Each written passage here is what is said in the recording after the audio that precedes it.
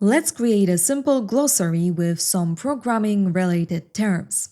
H2 glossary, and then DL for definition list container, DT HTML, and this is definition term, the word or the phrase being defined. DD for definition description, so the explanation of the term.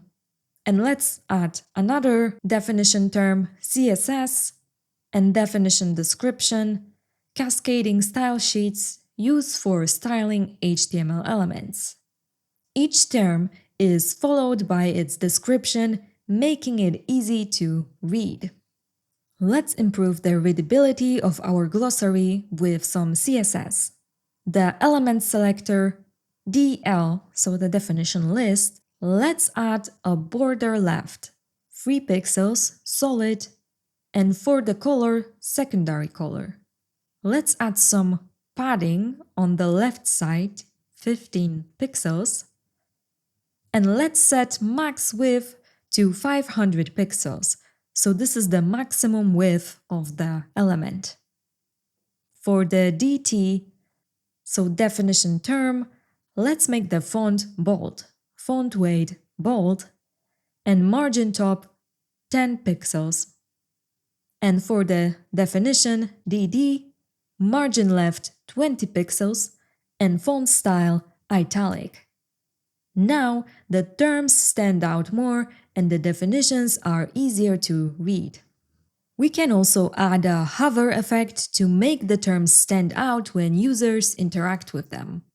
DT hover, color tomato, and cursor pointer. We just use a CSS pseudo class.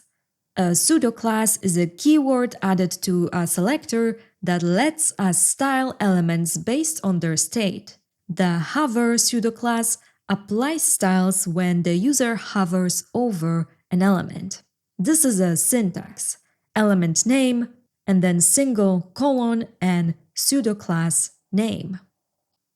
We can also enhance our glossary using the title attribute. So DD title HTML for the HTML definition, and then for the CSS definition, title CSS.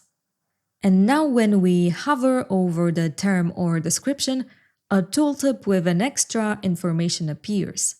Attributes provide extra information about an element and modify its behavior.